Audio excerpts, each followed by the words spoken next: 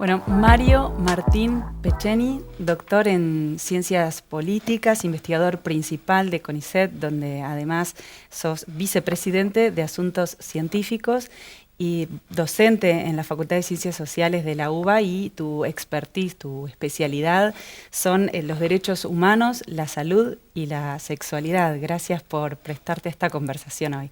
Bueno, gracias a vos y a ustedes por la bienvenida.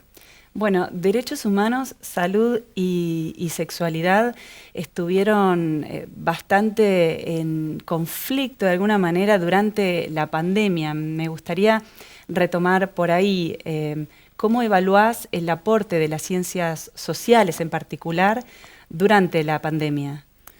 Bueno, cuando se vino la pandemia, todas y todos se acordarán, fue al principio, bueno, como algo que pensábamos va a durar un poco, de joroba, pero bueno, hay que hacer lo que hay que hacer y ya se va a pasar y vamos a retomar la vida.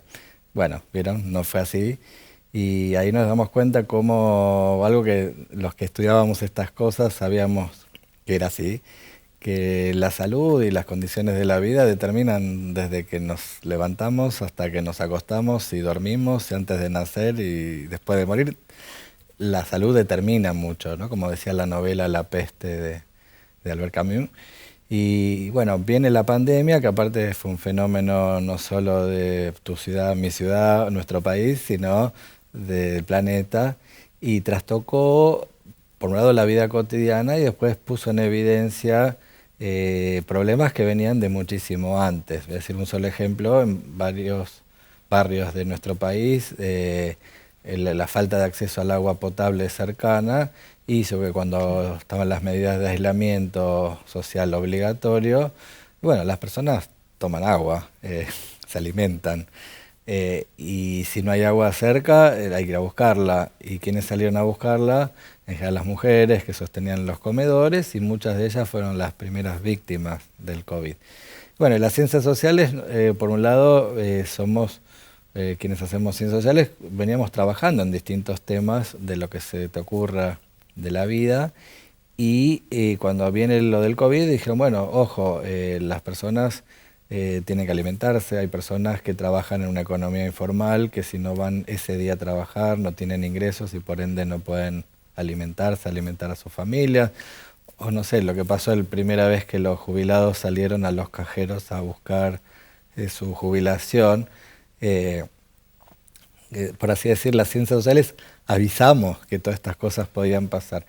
Y bueno, pues yo creo que lo que mostraron las ciencias sociales, y con esto termina la primera idea, es que estaban implantadas en el territorio, con las comunidades, y ese capital que vino, por supuesto, de que hay universidades nacionales en todo el territorio, que hay investigadoras, investigadores, estudiantes en todo el territorio, pudieron captar, escuchar, transmitir, primero los problemas que podía producir la pandemia, los problemas que podía producir las medidas para contener la pandemia y perdón, las distintas capacidades que tienen los distintos grupos para afrontar todo esto, ¿no? Claro.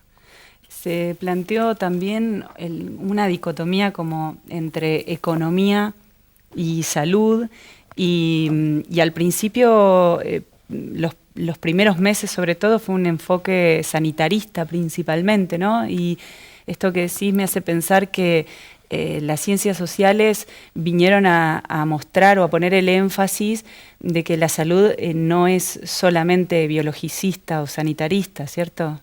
Sí, pero por un lado, en tiempos de pandemia no puede haber medidas que se hacen a medias, porque por ejemplo, si la idea es, bueno, para que no circule el virus, nos tenemos que quedar en nuestra casa, si salen 5 de cada 100 personas, bueno, ya eso rompe la eficacia para los 95 que sí se quedan. Entonces había como un imperativo sanitario que además era novedoso, es decir, en ningún país del mundo había experiencia previa. Quizás nosotros teníamos un pequeño delay respecto del norte, que habían vivido las cosas un poco antes, en Italia o en España, pero era un ensayo y error. Lo que nosotros planteamos, creo, desde las ciencias sociales es que era un falso dilema, porque si colapsa el sistema de salud, si colapsan las fronteras, el comercio, no es que la economía va a funcionar, pues no puede funcionar como si no pasara nada. Entonces, nosotros planteábamos, bueno, el problema de cómo hacer compatible, digamos, ambas exigencias y mostrando que la vulnerabilidad ante los problemas económicos y sanitarios no estaban igualmente distribuidos. Si vos tenés un empleo formal, la pasabas de una manera que si no lo tenías, si tenías chicos o sos un chico, no es lo mismo que si no, o lo que se planteó al inicio de la pandemia, el tema de las personas mayores, ¿no? Bueno, en definitiva ya son mayores, sí, pero bueno, eso no quiere decir que las sacrifiquemos en aras de algún otro beneficio. Y bueno, entonces todo eso era un tema para poder discutir y había evidencia en ese sentido, ¿no? Ujú. Sí, me estaba recordando una entrevista que diste en Euronews en la que decías eso, que no hay que tomar, o había quienes tomaban la pandemia como una oportunidad para, de alguna manera, muy crudo me pareció, sacarse de encima a la gente que sobra, como dando por sentado que bueno, como alguna vez alguien dijo que mueran los que tengan que morir. Claro, y eso para mí era un debate falso. También había una cuestión desde la investigación, no solo en ciencias sociales, que era el tema de ganar tiempo. Está bien, había sufrimiento, había penuria, nadie negaba, ni el más sanitarista pensaba, bueno, igual no pasa nada, creo que nadie pensaba esas cuestiones, pero sí se pensaba, y creo que la ciencia lo demostró después, que bueno, que en un tiempo que fue milagrosamente corto aparecieron vacunas, tratamientos no tanto, pero vacunas con una eficacia que resultó ser probada. Entonces, bueno, si tiramos, por así decir, un año pasándola mal y después nos vacunamos, ahí podemos retomar la vida de a poco, con las condiciones que sean. Y eso era, creo que fue la apuesta, que en algunos lugares salió mejor, en otros lugares salió peor. Y después la otra cosa que también sabíamos desde las ciencias sociales, y lamentablemente diría que no se aplicó mucho, son las medidas que también se tardaron en aplicar, como lo del barbijo. El mundo occidental tardó mucho en adoptar algo que es sencillo. También ahora ya lo conocemos, pero en ese momento era como una especie de ofensa. ¿Por qué me voy a cubrir la cara? Y en definitiva no es tan grave entre eso y que te intuben y usar barbijo. Quiero decir, no era mucha duda. Pero tardamos varios meses en adoptar esa medida. Sí. Hablabas del barbijo, que bueno, fue de alguna manera un ícono de la lucha contra la pandemia en Argentina, el Atom Protect de CONICET, y pensaba qué proyectos destacarías de las ciencias sociales, qué aportes podrías destacar de las ciencias sociales a lo largo de la pandemia. Bueno, siempre que en investigación científica, no solo con COVID, descubrir la vacuna, descubrir, encontrar un implemento, no sé, desde el teléfono celular famoso al barbijo, perdón, tiene mucha más impacto y se puede visualizar más que los impactos de la ciencia más básica o de las ciencias sociales.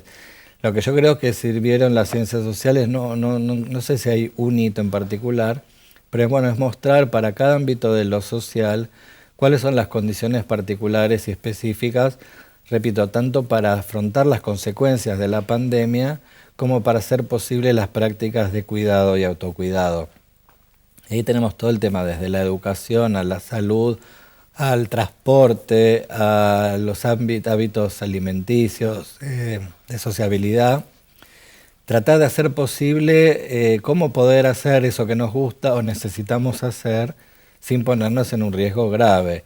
Y siempre midiendo eso con ensayo de error. ¿Se acuerdan? En un momento se discutía el salir a correr. Es que no se sabía si era, o cuando era el tema del contacto. Después se fue descubriendo que sí, que no, que poco probable. Y bueno, las ciencias sociales aportaron en la medida que pudieron a esas cosas. Perdón, estoy con un tema suena extraño, pero tengo un tema con la muela de juicio, entonces eso me hizo estar afónico. Pero bueno. Y además que venís vengo de charla en exponer. charla. Pero el tema también de lo que básicamente mostraron las ciencias sociales es dar insumos de evidencia para hacer posible las políticas que había que hacer. Otra de las alertas tempranas que mostraron las ciencias sociales es la cuestión de la sostenibilidad en el tiempo. Hay ciertas cuestiones, medidas que uno las puede sostener un rato, unas semanas, no son sostenibles, pero entonces, ¿qué hacer? ¿Tirar todo por la borda? No se puede o no se debe. Entonces, en ese sentido es ir probando, ir viendo, y repito, para cada grupo humano, porque no es lo mismo para determinada comunidad, para determinada edad. Bueno, acá estamos en una ciudad intermedia, que capaz no era lo mismo que una ciudad de 3 millones de habitantes, que capaz no era lo mismo que una zona rural donde capaz no se cruzaban seres humanos, podían salir a trabajar sin cruzarse con decenas de personas. Bueno, todo eso, un mensaje que se le pudo haber dado a las autoridades es, no es la misma receta para todos los lugares ni todos los habitantes de este país, ¿no?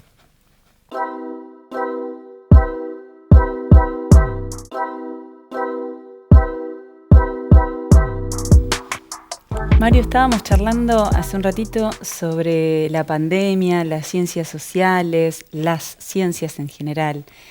Al principio vos te expresaste escéptico respecto de las esperanzas de una sociedad mejor post-pandemia. ¿Seguís pensando igual? Creo que pienso peor. Creo que la pandemia quizás cambie en algunos añitos, pero nos dejó a todos y a todas muy cansados, con mucho cansancio físico y moral, diría. Es decir, tenemos la mecha corta, es mi impresión. Sí. Con quien consultes, no solo en nuestro país o en nuestro ámbito, fueron 2 años muy duros. Hay una poesía de Wisława Szymborska que pueden buscar, fue una premio Nobel de literatura polaca, que no me acuerdo cómo se llama la poesía, pero es algo así sobre la situación después de una guerra. Y ella en esa poesía sintetiza, bueno, la dificultad que tenemos de ir buscando entre los escombros, tratar de reconstruir de a poquito, hasta que podamos algo así como tirarnos en la hierba, mirar el cielo y las estrellas como antes, ¿no? Y un poco creo que estamos ahí, no nos damos cuenta, o sí, de lo que nuestros cuerpos absorbieron en estos 2 o 3 años. La carga que significó ciertas convivencias forzadas, no es que nadie quiera a sus hijos e hijas, a su pareja o lo que fuere, pero bueno, no es lo mismo convivir saliendo, volviendo, viendo a la suegra, a los primos, que las 24 horas, y lo mismo en el ámbito laboral. ¿Se acuerdan que las videoconferencias al principio hasta hacíamos cumpleaños por Zoom? Hoy te dicen Zoom y salís zumbando, es decir, claro. Y entonces, para resumir, creo que hoy salimos, creo que no hemos aprendido en el sentido de, uno puede decir intelectualmente, bueno, no se puede jorobar con ciertas cosas de la vida y la naturaleza, porque en cualquier momento los sistemas que pensamos que funcionan se revelan como muy frágiles.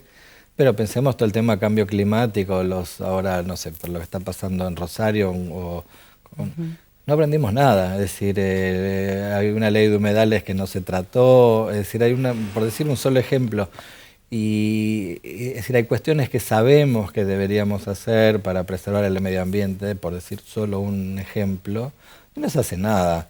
Y lo mismo con el sistema de salud, vimos que se sostuvo. Argentina, por suerte, tiene un sistema de salud que dentro de su precariedad existe, pero bueno, hemos visto todo lo que además hacía falta.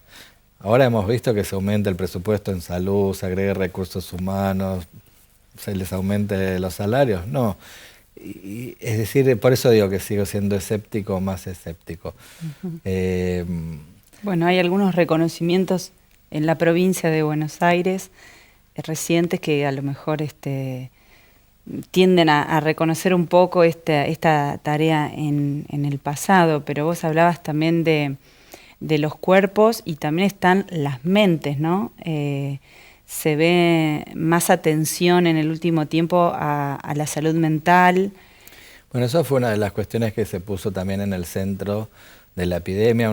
También parece que fue hace 2 siglos cuando Carla Bisotti apareció en la televisión, a la mañana y empezó a incluir, me acuerdo que fue Alicia Stolkiner, que es una colega, creo que fue la primera que fue a hablar desde la salud mental, porque bueno, la preocupación no era principalmente infectológica o únicamente, era todo el tema del estrés, de la violencia intrafamiliar, doméstica, de género, pero también el tema del, ¿se acuerdan los chicos con espectro autista? ¿Qué pasa con el encierro? ¿Qué pasa? Y toda la inmensa variabilidad de situaciones que somos los seres humanos. Y eso creo que es lo que tenemos ahora acumulado. Creo que esta idea que trajeron las feministas de la idea del cuidado, creo que se impone como una necesidad, es decir, el cuidado no solo es de las personas mayores o las criaturas o con enfermedad, discapacidad, sino que es una actitud social y del Estado y de lo público que debemos asumir, es decir, tratar de ver cómo nos cuidamos, primero a nosotras y nosotros mismos y a los demás, desde las instituciones. Acá estamos en una universidad, es decir, bueno, los estudiantes, las estudiantes no volvieron como antes. Comentábamos recién fuera de cámara lo que es dar clase, cambió muchísimo en estos 2 años. La capacidad de, antes dabas 4 horas de clase, las y los estudiantes venían, y mal que mal las cosas salían, ahora es como que fue barajar y dar de nuevo. Sostener 4 horas de clase se volvió algo como mucho más difícil. Los modos de venir físicamente a las universidades también cambiaron, hasta la gente que no vive más donde vivía. Bueno, todo para resumir, nos obliga a pensarnos, quizás, no sé cuál es tu opinión, capaz vos sos más optimista, capaz sí algo vamos a aprender de esto, no sé. Sí, está complicado sobre el tema de la cuestión medioambiental, que decías que también se presenta muy preocupante porque, bueno, es esto, no se ven soluciones fehacientes o a veces las leyes que quedan en buenas intenciones y cuesta su implementación, la protección de áreas naturales y ver que igualmente se incendian intencionalmente. Yo lo daba de ejemplo, no es el campo del cual trabaje, pero es algo, un área de la vida, donde no hace falta más evidencia para abonar a la hipótesis de que así no va, que en 20, 30 años o menos este planeta se va a volver invivible. También se conocen medidas que son eficaces o muy eficaces para revertir estos procesos. Y lo que falta son decisiones políticas de los gobiernos y también de nosotros seres humanos, ciudadanas, ciudadanos, y no las adoptamos. Por eso digo que a ver si aprendimos. Es decir, en 2 minutos nos olvidamos el lío que puede ser no contar con aviones, con transportes, con fronteras, con escuelas.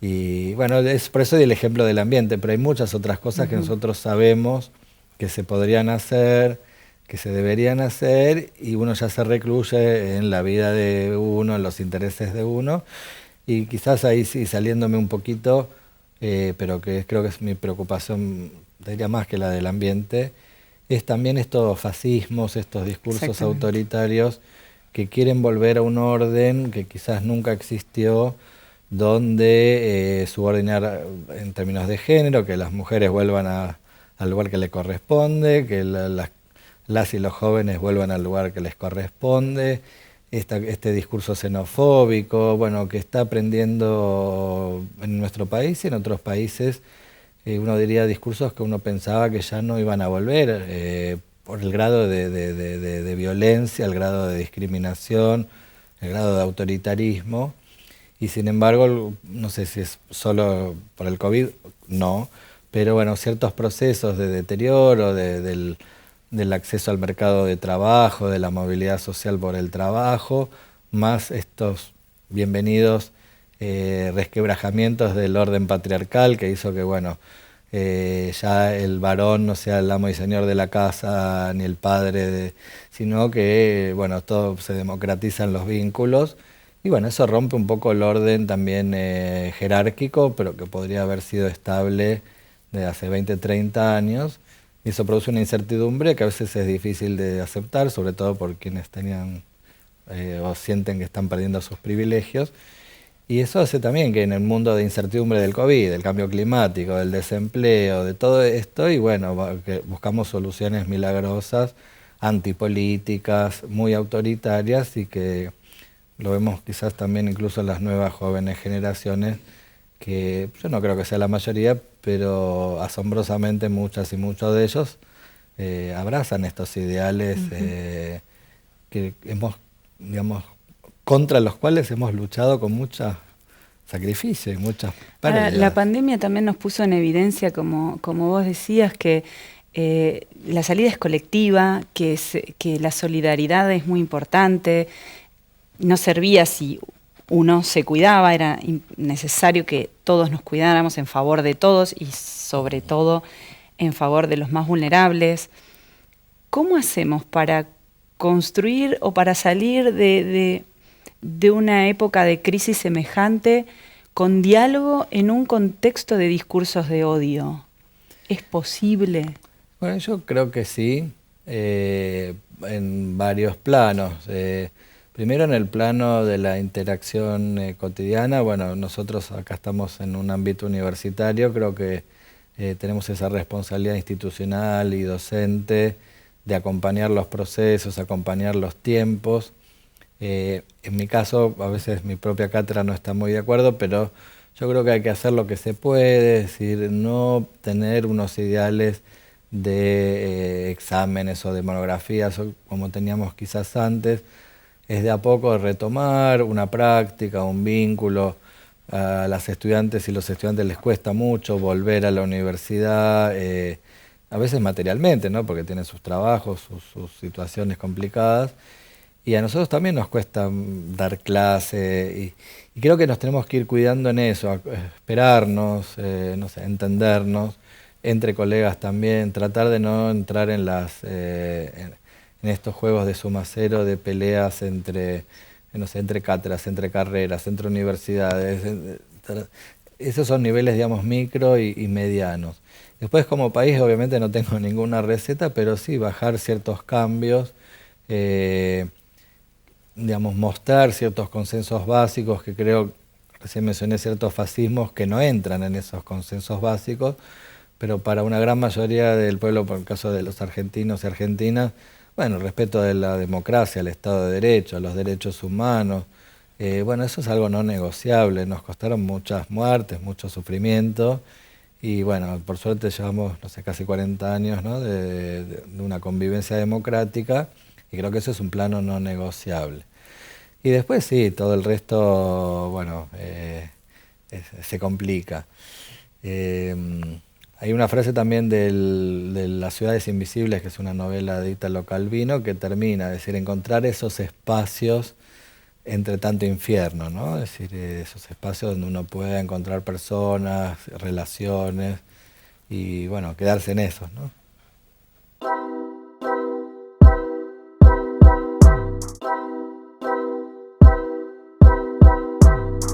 Bueno, Mario, estábamos conversando, nos quedamos enganchados con el tema de los discursos de odio que bueno, que son complejos, también sobre algunos avances progresistas, el feminismo. Es un fenómeno que excede a la Argentina, tanto lo bueno como lo malo en el mundo, pero me interesa poner el ojo en América Latina. ¿Cuáles te parece que pueden ser los aportes más importantes de las ciencias sociales o las preguntas que debería buscar responder las ciencias sociales en esta región y en este contexto? Bueno, justo lo que vos mencionabas, para mí es de lo más preocupante, que es el resurgimiento y con una fuerza para mí inesperada o inusitada de estos discursos de odio fascistas, jerárquicos, autoritarios, que no son solo conservadores, no es que quieren conservar algo que existe, sino que tienen cierta idea de restauración, volver a un orden de jerarquías, de clase, de raza, de generación y, como mencionaste vos, de género. Y como decía Joaquín Sabina, no hay nostalgia peor que añorar lo que nunca jamás sucedió, y a lo mejor ese orden tampoco existió en algún momento, pero volver a poner a la gente en su lugar, como fue un poco el caso de Brasil, había dos imágenes que era la foto del gabinete de Dilma Rousseff y el de Bolsonaro. Había mujeres, varones, blancos, negros, qué sé yo, de distintos colores, tamaños y géneros, y después se transformó en una foto de todos señores con cabellos medio blancos, saco, corbata azul y camisa celeste, ¿no? Es decir, rehomogeneizó al varón blanco propietario adulto, Claro. estoy dando la imagen, pero la imagen refleja un poco esa voluntad de volver a poner un orden.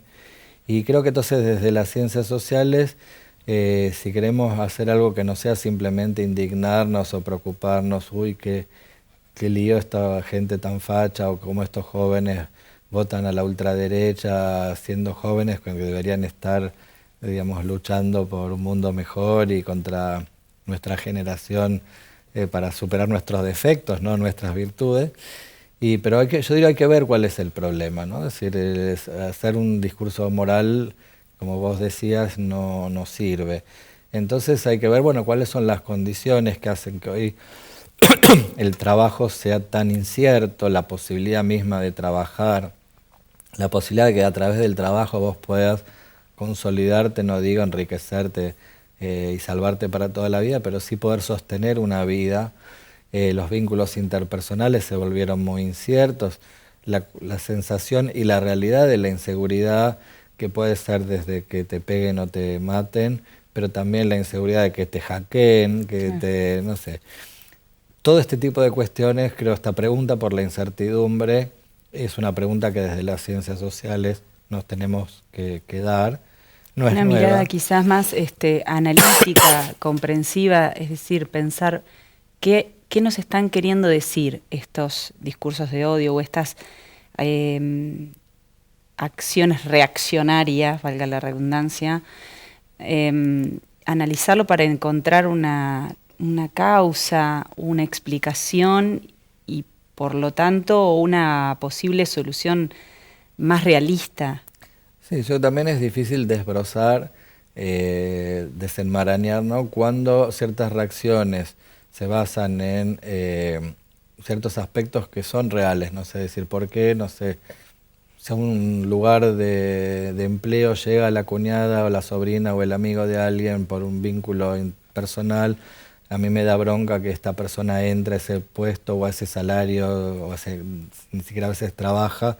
Entonces puede haber una reacción antipolítica, decir, porque hay ciertas prácticas que obviamente existen, que pueden tener su justificación en alguna cosa, pero puede ser una reacción razonable, decir, de alguien que se indigne, se enoje con que alguien robe, con qué sé yo.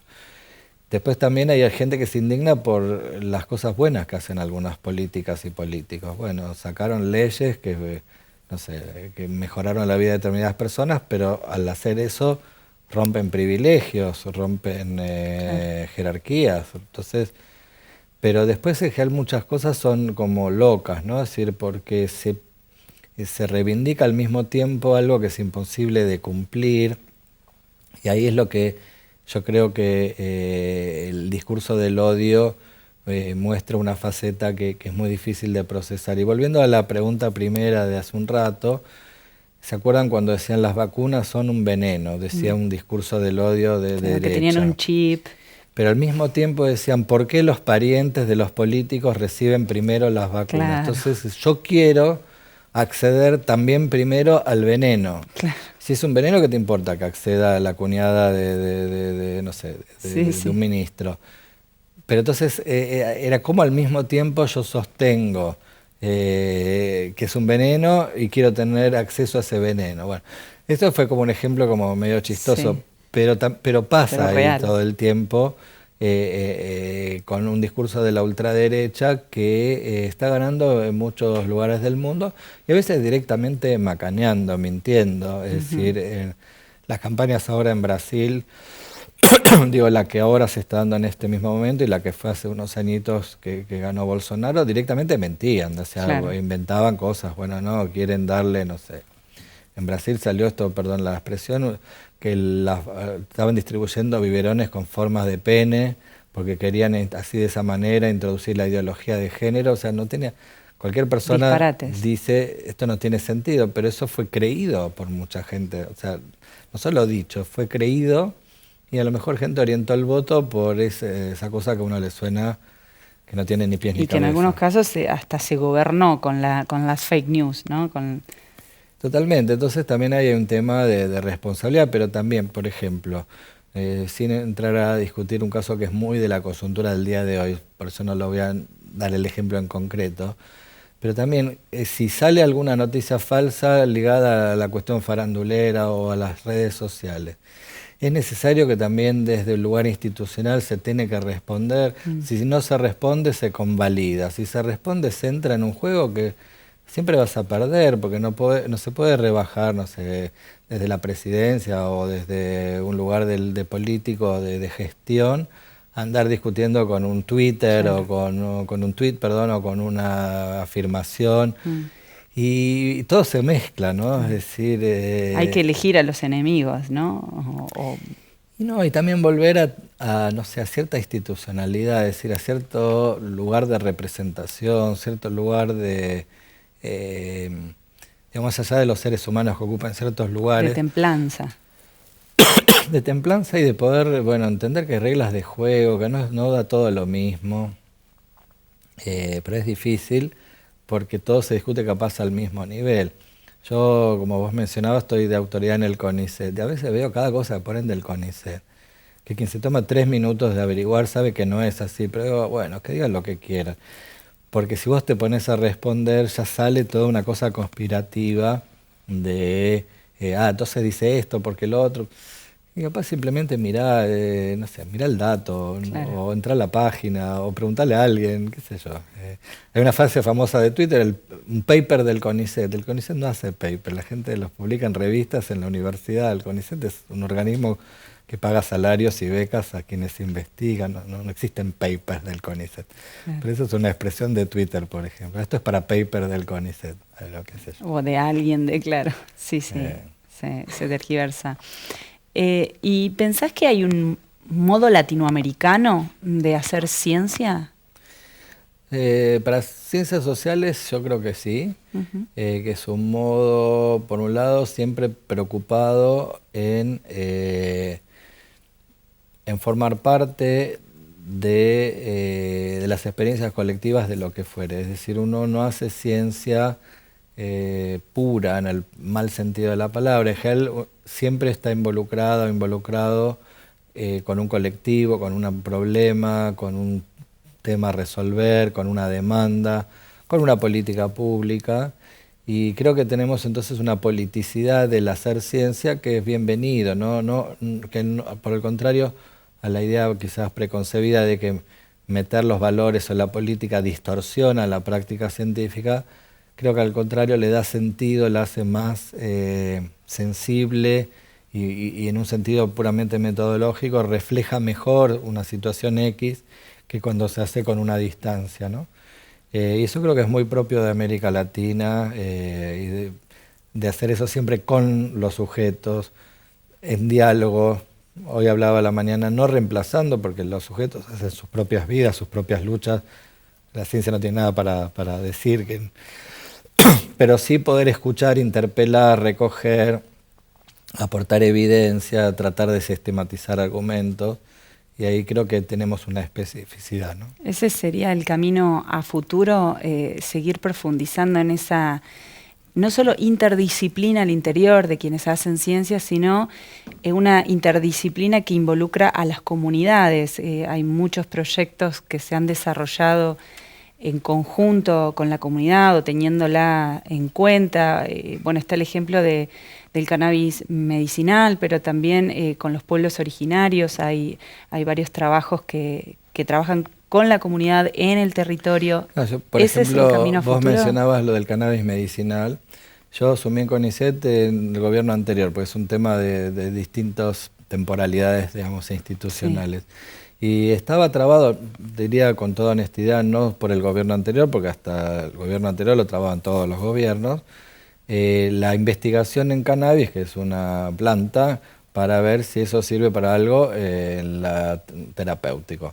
Ya, como vos mencionabas, la familia, las personas, los grupos sabían, por su propia experiencia, que el aceite en base al cannabis mejoraba a la vida de un montón de personas. O sea, tenían la experiencia práctica, pero hacían los aceites de manera casera, aunque clandestina, ¿no? Porque la planta de marihuana estaba prohibida o en un estatus gris. Bueno, te contaba, cuando yo asumo CONICET, por ley la investigación en cannabis obligaba al CONICET, obligaba a cualquier investigación a incluir o al CONICET o al INTA. Pero estaba todo frenado. Yo digo, bueno, pero es ridículo. Se investiga con material radioactivo, se investiga con virus complicadísimos, ¿por qué no estudiar con una planta? Y eso se destrabó y enseguida entramos la gente de ciencias sociales y la comunidad, como decías recién, y dice, pero ojo, miren, le decían a los investigadores de plantas, ustedes trabajan con plantas que son las que la policía nos roba a nosotros, porque las plantas para poder ser usadas en investigación tenían que ser plantas legales. Y las únicas que eran legales eran las incautadas por la policía. Entonces planteaban un tema ético también. ¿Por qué la planta que vos me robás, Estado, después la usás para investigar? Claro. Para resumir, en estos 3 años el cannabis fue en Argentina, y como en todo el mundo, un boom para la investigación, para la economía, porque efectivamente hay cosas que ya se probaron, que sirve, otras que no se sabe, pero hay que investigar como cualquier otra cosa. Y de tal punto que CONICET creó la semana pasada una empresa de base tecnológica que se llama Cannabis CONICET, y que yo he ido como autoridad de algunas provincias y gobernadores, senadores, que uno podría decir súper conservadores, pero están en la primera línea del cannabis, por esta triple cuestión, la económica, la sanitaria y ahora la humana. Y en ese sentido creo que está bueno saludar a investigadoras e investigadores que con mucho coraje empezaron a hacer investigación, con un riesgo que era un riesgo puramente construido, que era de, bueno, terminar presos o acusados por algo que hoy vemos como totalmente sin sentido. Y muchas veces pasa con la investigación que empieza a instalar temas y buscar vías que después les hacen la vida a las personas mucho mejores. Y te cuento una anécdota y con esto termino este tema. En el sur, en una sede del CONICET, compartimos una mesa. Había una médica, una persona que trabaja con el cannabis, el aceite medicinal, pero es investigadora del CONICET, una médica del hospital de esa ciudad, yo como investigador del CONICET, y una madre cuya hija se trataba con el aceite de cannabis. La mujer contó una historia que nos largamos a llorar todos, porque contó como por primera vez a los 20 años su hija logró abrocharse la camisa, logró tomar una lapicera y escribir algo, porque había logrado controlar ciertos temblores gracias al aceite de cannabis. Y empezó a agradecerle muy genuinamente a la investigadora del CONICET que le había ayudado a preparar esos aceites. Y todo en una cosa así también como ahora filmado, y cuando terminamos la investigadora me dice, bueno, espero que no salga en ningún lado porque en ese momento todo esto era ilegal. Claro. Es decir, ella lo ayudaba por una cuestión humanitaria, porque podía medir, gracias a los instrumentos, la dosis que tenía de CBD, de esto, de lo otro, para que lo que tomara la paciente sea apropiado. Pero era una cosa, imaginémoslo loco, hoy visto retrospectivamente, que hacer el bien a una persona era lo que la ley penalizaba. Investigar para poder dar soluciones es lo que el Estado impedía. Por eso creo que, acá también yendo un poco de tema, pero respecto a lo que podemos o no podemos hacer, también quienes estamos en posiciones de gestión, en la universidad, en el CONICET o en los distintos lugares, podemos a veces hacer estas diferencias. Yo dije en su momento, bueno, yo me lo agarro esto del cannabis, ¿qué me van a hacer a mí? Yo, como diciendo, no me importa. Y al ratito se me tomó vida propia, yo ya no estoy más ahí porque están los que saben, ¿no? Y con un liderazgo también de los movimientos sociales, que son las familias que cultivaban, que llevaban la materia prima, que son los que quieren saber qué le están dando a sus familias, y con un sistema científico que está dando respuesta, tanto para hacer los dosajes, etcétera, como para hacer los estudios observacionales. Bueno, en epilepsia ya hay bastante, pero están viendo también para los dolores, para el sueño, para, no sé, la artrosis, qué sé yo. Lo están viendo para distintos temas. Así que unas ciencias sociales a futuro más inclusiva. En eso parece que estamos. Yo creo que sí, creo que siempre hemos intentado estar desde un lugar que yo digo no de redentor, no venir a salvar a nadie, pero sí de un lugar de escucha, ¿no? Un lugar de escuchar cuáles son las necesidades, los reclamos, los problemas y tratar de contribuir desde el análisis y los datos a, bueno, como hicimos por ejemplo con la ley de la legalización de la interrupción voluntaria del embarazo. Un solo ejemplo, los movimientos contrarios decían no, si se legaliza va a haber más abortos. Y los datos de la investigación mostraban no, la ilegalidad no disminuye el número, lo que hace es que sean más inseguros. Era un dato que aportábamos desde la investigación. Después los legisladores, legisladoras votarán lo que les parezca, pero no es verdad que la ilegalidad disminuía el número, eso no era verdad en ningún lado del mundo. Y también tenemos datos de otros países que mostraban, bueno, una vez que se legalizó no aumentó el número. Y si nos apuraban hasta disminuía el número, porque una mujer o una chica, o una persona gestante que va a hacerse un aborto al sistema de salud, probablemente salga con un esquema de anticoncepción que en un mundo de ilegalidad probablemente interrumpiera un embarazo y después quedara embarazada de nuevo no intencionalmente, interrumpiera una segunda vez. Cambio, con aborto legal, por así decir, el paquete de la educación sexual y la anticoncepción iba a funcionar mejor.